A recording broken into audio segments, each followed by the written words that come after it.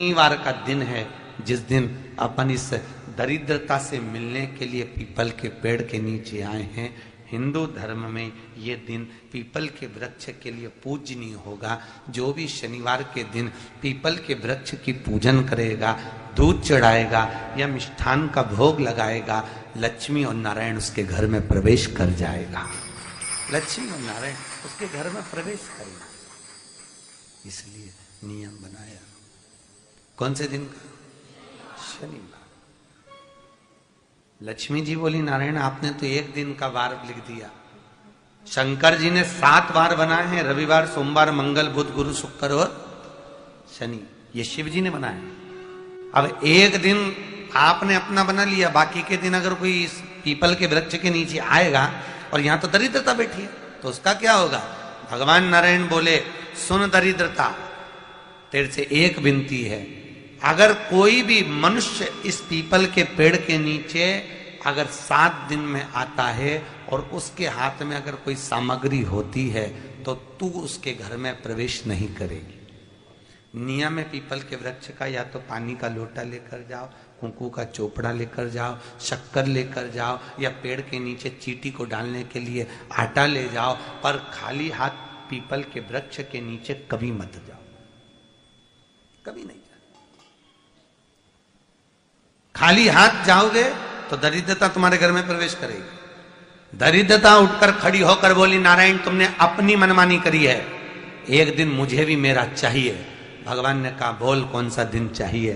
दरिद्रता कहती है, रविवार के दिन इस पीपल के वृक्ष के नीचे मैं दिन भर नृत्य करूं, इसमें रहूं, और जो यहां आए रविवार को मैं उसके घर में प्रवेश करूं। भगवान ने कहा, ठीक है। दरिद्रता, रविवार का दिन एक ऐसा दिन रहेगा जिस दिन तू इस पीपल के वृक्ष के नीचे नृत्य करेगी और जो आएगा इस पीपल के वृक्ष के नीचे तो उसके साथ प्रवेश करेगी। मैंने तुझे वर दिया। इसलिए हमारे यहाँ केवल पीपल का वृक्ष अगर दीवार में भी लग जाता है ना, किसी की फैक्ट्री की दीवार में, किसी के घर की दीवार में पीपल का वृक्ष अगर लग जाता है, पीपल का पौधा लग जाता है, उसको कितना भी तोड़ लो वो वापिस लग जाएगा। फिर तोड़ोगे फिर लग जाएगा। अगर पीपल के पौधे को तोड़ना है तो केवल रविवार का दिन एक नींबू, एक मिर्ची और बमूल का कांटा, ये 3 चीजें रखने के बाद में आधे घंटे बाद रविवार के दिन पीपल के पेड़ को उखाड़ कर फेंक दो। दूसरी बार कभी पीपल दीवार में लगता ही नहीं है, कभी नहीं लग सकता। केवल एक रविवार का, केवल एक संडे, इतवार का। घर में दीवारों पर अगर पीपल लग भी गया है, इसलिए पीपल के वृक्ष को उखाड़ने का, अगर घर में पीपल लगा हुआ है या पीपल का पौधा हमारे घर में लग गया, उसको उतारना, निकालना, लगाना, तो पीपल के वृक्ष को अगर निकाला जाता है तो रविवार के दिन, और अगर पीपल के वृक्ष को कहीं लगाया जाता है तो सोमवार के दिन या मंगलवार के दिन, बुधवार के दिन, इन दिनों में लगा सकते पीपल के वृक्ष कहीं लगाना। शनिवार का दिन एक ऐसा दिन होता है जिस दिन पीपल के वृक्ष को कहीं जाकर लगाया नहीं जाता, क्योंकि शनिवार के दिन पीपल के वृक्ष के नीचे लक्ष्मी रहती है। हम अपने हाथों से अगर पीपल का वृक्ष किसी दूसरी जगह पर शनिवार को रोपित करते हैं तो हमारे घर की लक्ष्मी अपने घर से छिन्न होकर चली जाती है। इसलिए शनिवार के दिन पीपल लगाया नहीं जाता, किसी के घर जाकर उसको वापस पलटा नहीं जाता। लग गया उसको प्रभु मेरी धर्म पत्नी को कहाँ रखूं आप बताओ? वो तो जहां यज्ञ होता है, अनुष्ठान होता है, दान होता है, पुण्य होता है, सत्कर्म होता है, वहां जाने को तैयार नहीं। अब करूं क्या? भगवान ने बोला, एक काम करो। दुर्वासा जी बोले, जिसके यहां रात्रि में बर्तन झूठे पड़े रहते हो उसके घर में इस दरिद्रता को लेकर तुम प्रवेश कर जाना। जिसके यहां रात्रि में बर्तन झूठे पड़े हो वहां लेकर प्रवेश कर जाओ। दूसरी जगह दुर्वासा जी बोले, जो स्त्री घर में दोपहर के समय पर सो रही हो उसके घर में इसको लेकर प्रवेश कर जाइए। जो स्त्री दोपहर के समय में घर पर सो रही हो इस दरिद्रता को लेकर प्रवेश कर जाइए। तीसरा, जिसके यहां पर दरवाजे पर कांटे वाले पौधे लगे हों उस घर में इस दरिद्रता को लेकर प्रवेश कर जाइए। दरिद्रता, कितनी सुंदर बात कही है। दाता और विधाता, कौन कौन? दाता और विधाता। लक्ष्मी और दरिद्रता के सगे भाई हैं। कौन कौन? दाता और विधाता। दाता को फिटकरी प्रिय है, विधाता को नमक प्रिय है। ये दोनों हमेशा लक्ष्मी को और दरिद्रता को दोनों को समझाते थे, दोनों में प्रेम बढ़ाते थे। आज भी हिंदू धर्म की रीति है, यहां तो ठीक है, जिसके यहां पर भी अगर थोड़ी सी भी परेशानी होती है, थोड़ा सा क्लेश होता है, अशांति होती है, लक्ष्मी नहीं टिक रही हो, काम नहीं बन रहे हो, बहुत प्रयास करा जा रहा हो और हमारा कार्य नहीं होता, तो क्या करते हैं? फिटकरी और नमक को पानी में डाल देते हैं और घर में पोछा लगा देते हैं। आप लोगों ने आजकल फेसबुक पे भी पढ़ा होगा, व्हाट्सएप पे भी पढ़ा होगा। तो क्यों लिखा उसमें? उसका कारण ही केवल ये है कि दाता और विधाता की प्रियता उसमें। माता ख्याति के जो 4 बच्चे हुए, इसमें जो 2 लड़के हैं, दाता और विधाता, उसकी प्रियता उसकी पूर्णता उस। अब दुर्वासा जी बोले अपनी धर्म पत्नी को वहां लेकर, जहां कांटेदार पौधे लगे हों वहां पर लेकर प्रवेश कर जाइए। कांटेदार पौधों में उस दरिद्रता का निवास हो गया। पीपल के पेड़ के नीचे हम लक्ष्मी जी के साथ शनिवार के दिन आपसे मिलने के लिए आए हैं। शनिवार के दिन जो पीपल के वृक्ष के नीचे दिया लगाएगा, उसके घर में कभी संपदा की कमी नहीं होगी। सारे दिन पीपल के वृक्ष के नीचे हमारा निवास होगा। आज भी नियम है, जिसको शनि लग जाता है, एक काजल की डिब्बी ले लो और काजल की डिब्बी को 21 बार उतार कर उसको एकांत में जाकर, जंगल आदि में एकांत में किसी पेड़ के नीचे इतना सा खड्डा खोद कर उसमें काजल की डिब्बी को डाल दो और मिट्टी से पूर दो, उस व्यक्ति का शनि समाप्त हो जाता है। काशी विश्वनाथ का नाम लेकर काजल की डिब्बी को 21 बार उतार कर, अगर काशी विश्वनाथ का नाम लेकर शनि वाले व्यक्ति को अगर पेड़ के नीचे दबा दे, शनि समाप्त। शनि उसको शनिवार के दिन जो पीपल के वृक्ष में सरसों के तेल का दीप लगाता है, उसको शनि कभी परेशान नहीं करता। एक बात हमेशा ध्यान रखिएगा, मान लो अगर कोई भारी रोग ऐसा शनि महाराज के कारण हो गया हो, अच्छे काम करते करते उल्टे हो रहे हैं, होते हैं किसी किसी के साथ में, विपरीत परिस्थितियां आ जाती है, अच्छा करने जाओ बुरा हो जाता है, अच्छा कर्म करने जाओ बुरा हो जाता है। तो पीपल के वृक्ष की जो छाल होती है, छाल देखिए, पीपल के वृक्ष में जो छाल लगी होती है, उस छाल को घिसकर चंदन बनाकर भगवान शंकर का स्नान कराकर, अभिषेक कराकर, पूजन कराकर, पूजन कराने के बाद हमें पिपलेश्वर महादेव का नाम लेकर, कौन से महादेव? पिपलेश्वर महादेव का नाम लेकर वो जो घिसी हुई छाल होती है, उस छाल का तिलक भगवान शंकर को लगा लो और उसी का थोड़ा सा भाग अपने कंठ पर, मस्तक पर लगाना प्रारंभ कर दो। धीरे धीरे जो विपरीत दशा है वो सुधरना प्रारंभ हो जाती है। पर नाम याद रखना, पिपलेश्वर, जम के बोलिए, पिपलेश्वर महादेव। एक देवता ऐसे हैं जिन्होंने दूसरे का हिस्सा खाने का प्रयास करा था और आज भी उस देवता से दुनिया डरती है। और उन्होंने दूसरे का हिस्सा खाने का प्रयास करा था तो शंकर भगवान ने उसको भी नहीं छोड़ा। कौन से देवता? वो बाल्टी में हर शनिवार को आते हैं आपके यहाँ। कौन से? शनि देव। उनने क्या करा था? भगवान सूर्य नारायण ने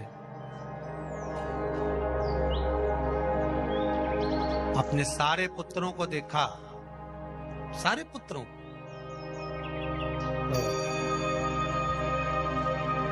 सारे पुत्रों को देखकर आज मेरे सूर्य नारायण भगवान बड़े सुखी, बड़े प्रसन्न। मेरा पुत्र शनि भी श्रेष्ठ है, मेरा पुत्र यम भी श्रेष्ठ है, सब ठीक है। आज भगवान सूर्य देवता ने अपने पुत्रों को बुलाकर कहा, आज मेरा मन कर रहा है कि मैं सारे लोगों का राज्य अपने पुत्रों को बांट दूं, सबको अपना अपना हिस्सा दे दूं। शनि महाराज जी को भी हिस्सा दे दिया गया। अब जब शनि महाराज जी को हिस्सा दे दिया तो शनि महाराज जी संतुष्ट नहीं हुए। दुनिया में ऐसे लोग बहुत सारे हैं जो संतुष्ट बहुत कम हो पाते हैं। शनि देव के मन में संतुष्टि नहीं हुई। जब शनि देव के मन में संतुष्टि नहीं हुई तो शनि महाराज उसी समय पर अपने सारे भाइयों का हिस्सा बटोरने लगे, उस पर कब्जा करने लगे तो सूर्य देवता की आंख में जल भर गया। कितना तेजवान सूर्य नारायण, कितने तेजवान, कितना तेज भगवान सूर्य के पास में था। पर शनि महाराज को देखकर आज रो रहे हैं। शनि महाराज ने अपने भाइयों के इस हिस्से पर क्या कर लिया। सूर्य नारायण भगवान की आंखों में जल भर गया कि मेरा पुत्र ऐसा कर रहा है। शनि को बुलाया सूर्य नारायण भगवान ने, समझाया और नहीं माना। किसी किसी की नियत होती है कि इसको इतना कैसे दे दिया, अम्मा ने इसको इतना कैसे दे दिया, पिताजी ने इसको इतना कैसे दे दिया, मैं तो कब्जा करूंगा, दुकान नहीं छोड़ूं, घर नहीं छोड़ूं, ये नहीं छोड़ूं, वो नहीं छोड़ूं। मत छोड़, एक दिन संसार छोड़कर जाना पड़ेगा। तब कहीं जमीन जायदाद छाती पे बांध के ले जाएगा। नहीं माने तो सूर्य देवता ने अपने गणों को भेज दिया, जाओ जरा शनि महाराज को जरा हटाओ वहां से। शनि महाराज को गुस्सा आया और शनि महाराज ने उन सारे गणों को नष्ट कर दिया। सूर्य नारायण रो रहे हैं। भगवान शंकर की पंचायत में सूर्य देव भी हैं, मतलब शंकर भगवान के मित्रों की गणना में सूर्य आते हैं। भगवान विष्णु, सूर्य नारायण, शंकर भगवान, माँ दुर्गा, गणेश जी, ये पंचायत है ना शंकर की, शिव पंचायत। शिव परिवार में कार्तिकेय, गणेश जी, पार्वती जी, शंकर जी, नंदी, ये शिव परिवार। पंचायत में सूर्य देवता।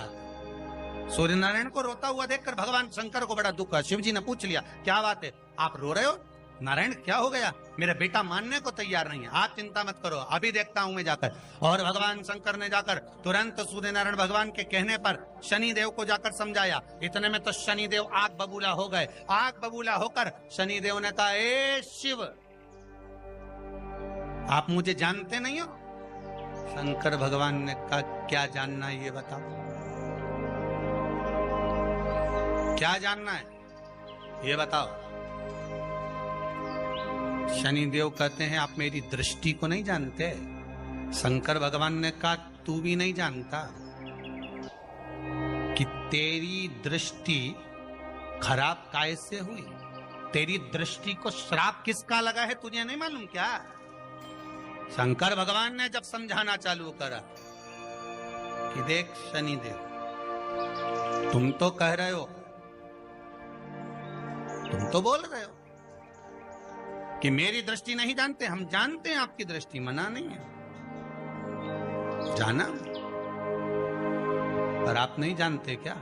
शिव जी जानते हैं। शिव जी ने कहा, मैं सब जानता हूं। आपका विवाह करा सूर्य देवता ने, आपकी पत्नी घर में आ गई, आप अपनी पत्नी को देखते तक नहीं थे, इसलिए आपकी धर्म पत्नी ने आपको श्राप दिया कि जिस पति ने मुझ पर दृष्टि नहीं डाली, मेरे वो पति की दृष्टि कुदृष्टि हो जाए, जिस पे डालेगा वो बर्बाद हो जाए। शनि महाराज ने कहा, आप मेरी पत्नी की याद मत दिलाओ। शंकर भगवान बोले, ए शनि, फिर समझा रहा हूं, हिस्सा छोड़ेगा कि नहीं छोड़ेगा? शनि बोले, नहीं छोड़ूंगा। शंकर भगवान ने उठाया, पीपल के पेड़ के नीचे ले गए और पीपल के पेड़ के नीचे शनि महाराज को उल्टा लटका दिया। 19 साल तक शनि महाराज को पीपल के पेड़ के नीचे शंकर जी ने लटका के रखा। अब बोल, 19 वर्ष तक शनि महाराज पीपल के वृक्ष में, पीपल की जड़ पर बंधे रहे, बोले ही नहीं, सीधे टंगे रहे। अब दूसरे का हिस्सा खाने वाले को जब शनि महाराज जैसे के लटका दिया भोलानाथ ने, तो तुम कहीं लगो रे लाइन में? मेरा विचार तो करो। 19 वर्ष तक शनि महाराज लटके रहे, तब 19 वर्ष नेत्र बंद कर कर शनि महाराज ने शंकर की आराधना करी कि दुनिया में कोई ऐसा नहीं जो मुझे उल्टा लटका दे, केवल एक यही है जिनने मुझे लटकाया है। तो 19 वर्ष तक तप करा तो शंकर जी प्रसन्न हो गए। धरनी को हटाकर पार्वती को लाए, साथ में आशीर्वाद दिया, शनि महाराज को खोला। वर मांगो, तुम्हें क्या चाहिए, मांगो तुम्हें क्या चाहिए। शनि महाराज ने कहा मांगूंगा कुछ नहीं, आप वर दे दीजिए। शंकर जी ने कहा मैं तुम्हें दंड अधिकारी बनाता हूं कि आप अच्छे और बुरे का दंड दोगे, आप अधिकारी बनकर बैठोगे, मेरा आशीर्वाद तुम्हारे साथ में। दंड अधिकारी भगवान शंकर का एक अवतार है पिपलाद अवतार। पिपलाद अवतार जब दधीचि ऋषि की अस्थियां चली गई, उनकी धर्मपत्नी सुवाच ने देखा मेरे पति को मार दिया गया, मेरे पति की अस्थियां ले गए राक्षसों का संहार करने के लिए, उनकी अस्थियां लेकर चले गए, मेरा पति चले गया। सुवाच गर्व से थी, मरना चाहती थी, प्राण छोड़ना चाहती। शिव जी ने देखा ये तो अग्नि के ऊपर चढ़कर अपनी देह त्याग रही है। शंकर भगवान ने आकर कहा रुक जा सुवाच, रुको, तुम्हारे गर्भ में बच्चा है, तुम्हारे गर्भ में बच्चा है, वो बच्चा मर जाएगा। अब इस बच्चे को जन्म देकर भी क्या करूं? नहीं पिता, तुम्हारे गर्भ में जो बच्चा है वो महाज्ञानी है, तुमने मुझसे प्रसाद के रूप में मांगा था, कहा था शिव जैसा पुत्र होना चाहिए, तो क्या तुम शंकर को नष्ट कर दोगे? मैं शंकर को जन्म दूंगी। सुवाच ने 2 पत्थर उठाए, अपने गर्भ पर मारना प्रारंभ करा, गर्भ पर मारा, बच्चे ने जन्म लिया। बच्चा 7 महीने का था। उस बच्चे को उठाकर पीपल के कोटर में रख दिया। पीपल की कोटर। एक गिलहरी पीपल के फल को लेकर आती थी, पिपलाद के मुंह में देती थी। शिव का एक, इसलिए शंकर का नाम ही पिपलेश्वर महा। शिव का एक अवतार पिपलाद के रूप में हुआ है। तुम क्यों चिंता करती हो? तुम चिंता मत करो, तुम्हारा पुत्र जन्म दो तुम। और दिया धन सुवाच ने, उसके बाद प्राणों को त्यागा। और उस पीपल के कोटर में अगर भरण पोषण करने वाला कोई था तो वह देवाधिदेव महादेव था। फिर निवेदन करेंगे, माता के गर्भ में बच्चा रहता है, उसका भरण पोषण करने वाला मेरा देवाधिदेव महादेव है।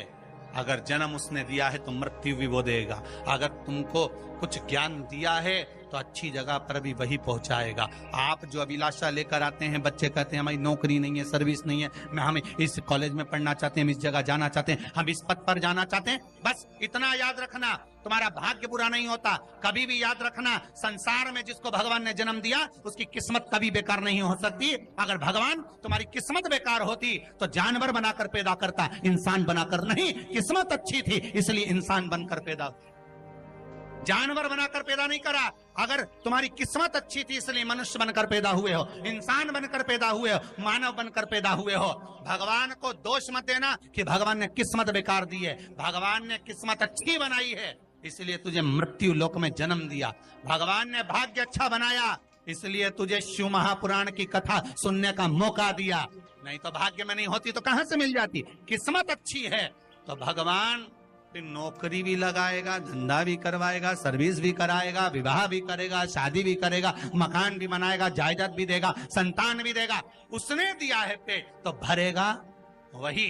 हम काय को अपने माथे पर ले? मैंने इतनी पढ़ाई कर ली, मैं इंजीनियर हो गया, मैं ये बन गया, मैंने तो ये कर लिया, उसके बाद भी मैं घर में बैठा हूं, मेरा छोरा घर में बैठा, इतना पढ़ने के बाद बैठा। जन्म उसने दिया है, भाग्य उसका है, किस्मत उसकी है, तो कहो उसको कि शंकर का भजन कर, मंथन करे, मक्खन निकलेगा और घी भी जरूर बनेगा। हारना मती।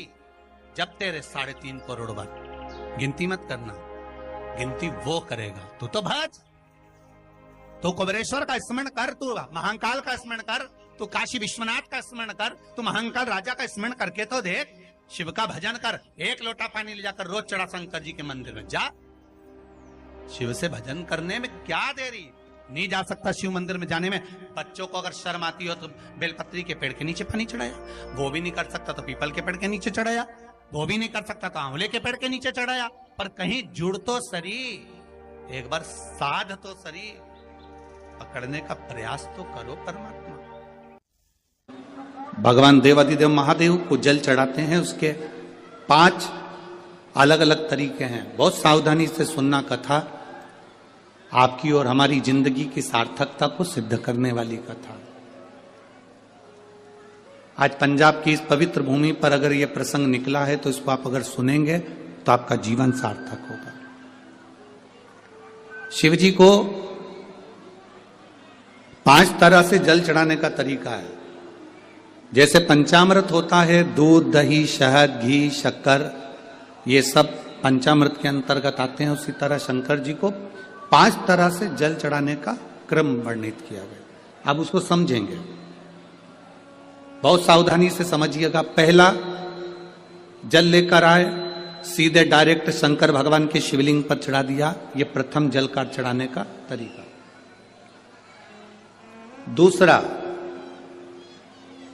जहां से पानी बहकर जाता है, जहां से जल बहकर जा रहा है, उसके ठीक विपरीत जल उत्तर में जा रहा है, आप दक्षिण में खड़े होंगे और दक्षिण में खड़े होकर उत्तर की ओर मुख करेंगे और शिव जी को जल समर्पित करेंगे। ये रोग मुक्ति करने वाला है और हमारे रोग पर हमें विजय प्रदान करने वाला है। ये जल चढ़ाने का तरीका। एक, सीधे मंदिर में गए, लोटा भरकर जल उठाया, शिव जी को चढ़ा दिया। दूसरा, जल जहां से पानी बहता है, शिव जी का चढ़ा हुआ जल जहां से बहकर जाता है, उसके ठीक विपरीत में शिव जी का जल इधर जा रहा है तो तुम यहां खड़े हो, तुम यहां बैठो, यहां मत बैठना, यहां मत बैठना, इधर बैठो। अगर रोग का निवारण है तो यहां बैठकर। तीसरा, अशोक सुंदरी से जल चढ़ाते चढ़ाते शिवलिंग तक लेकर जाना और शंकर भगवान के शिवलिंग पर पूर्ण जल समर्पित करना। यह तीसरा तरीका। यह कार्य की सिद्धता के लिए। हम जब किसी से आस ना लगाकर परमात्मा से विनती करते हैं तो वो विनती करने का तरीका। तीसरा। चौथा, शिव जी पे चढ़ा हुआ जल 5 जगह पर समर्पित करना। गणेश जी, कार्तिकेय, अशोक सुंदरी, शिवलिंग और जलाधारी। ये चौथा क्रम है। जब जिस नारी का, जैसे मेरा नाम मोनिका है, मेरे पति का नाम संजय सिंह है, मैं दिल्ली स्वरूप नगर के निवासी हूं, मेरा फोन नंबर ये है। कहीं बैठी हैं? मैं बाबू को लाए हैं क्या? नहीं लाए? ठीक है, मैं प्रणाम करने के लिए लाई हूं। गुरुदेव, बाबा बाबा है, बैठी है बहन। शिव तत्व है। एक जल चढ़ाने का तरीका, शिव जी को हम जो जल चढ़ाते हैं उसका एक तरीका भी हमारी जिंदगी में अगर हमने उसको स्मरण में रख लिया तो हमारे कार्य की सिद्धता को सिद्ध कर देता है, हमें सफलता की ओर लेकर चले जाता है। सीधे जल चढ़ाना, दक्षिण में बैठकर उत्तर की ओर मुख कर कर जल चढ़ाना, अशोक सुंदरी से लेकर शिवलिंग तक जल चढ़ाना, 5 स्थान पर गणेश, कार्तिकेय, अशोक सुंदरी, जलाधारी, शिवलिंग पर जल चढ़ाना 5 स्थान पर। ये चौथे नंबर का। और 5वां जल समर्पित करना।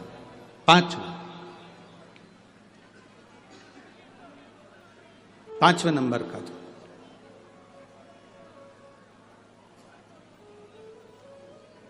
शिव जी को 5म नंबर का जो जल आता है, जो जलाधारी है, ऊपर जिसमें पानी भरा रहता है और नीचे एक एक बूंद टपकता रहता है, जलाधारी में जल समर्पित कर कर उसी जल को बचाकर अशोक सुंदरी वाली जगह पर थोड़ा सा चढ़ाकर उसी में से जल शिवलिंग पर जब हम समर्पित करते हैं तो हम जिस कार्य के लिए जा रहे हैं वो कार्य सब। बाती का प्रमाण अलग होता है। लंबी बाती क्यों लगाई जाती है? भगवान के मंदिर में, दीप में, देवियों की पूजन में, लक्ष्मी की वृद्धि के लिए। कौन से देवता क्या लंबी बत्ती लगती है और कौन से देवता क्या गोल बत्ती लगती है, उसका भी प्रमाण वर्णन। किसी देवी की पूजन करो तो लंबी बत्ती आती है, कुल देवता की पूजन करो तो लंबी बत्ती आती है, किसी मंदिर में किसी देवता को लगाने जाओ तो गोल बत्ती लगती है, उसका भी प्रमाण है। लंबी बत्ती जहां लगाई है, अगर लक्ष्मी के सामने लगाई है तो लक्ष्मी की लंबाई बढ़ती है, लक्ष्मी की वृद्धि बढ़ती है। अगर कुल देवता के नाम की लगाई है तो वंश की वृद्धि होती है। इसलिए हमारे यहाँ अमावस्या पूनम को जो पाटे वाटे भराते हैं उसमें गोल बत्ती नहीं लंबी लगाई जाती है, जिससे हमारा वंश बढ़े। नवरात्रि में देवी जी की जो बाती लगाई जाती है वो लंबी लगाई जाती है, गोल नहीं। क्यों? क्योंकि जिससे माँ हम पर कृपा बना कर रखे, हमारा वंश खूब बढ़े, हमारे यहाँ लक्ष्मी की वृद्धि हो। स्थिर बाती गोल बाती लगाई जाती है ब्रह्मा के मंदिर में, इंद्र के मंदिर में, देवता के मंदिर में। तुलसी के सम्मुख में लंबी बाती नहीं लगती, तुलसी के सम्मुख में गोल बाती लगाई जाती है महाराज, जिससे स्थिरता का भाव केंद्रित हो। स्थिरता का भाव।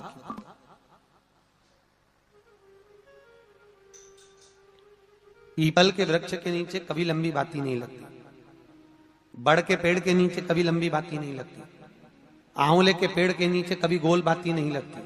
आंवले के वृक्ष के नीचे लंबी बाती लगना चाहिए। धन की वृद्धि, सुख समृद्धि। तुलसी के पौधे के नीचे लंबी नहीं लगती, गोल बाती लगती। बातियों का भी प्रमाण।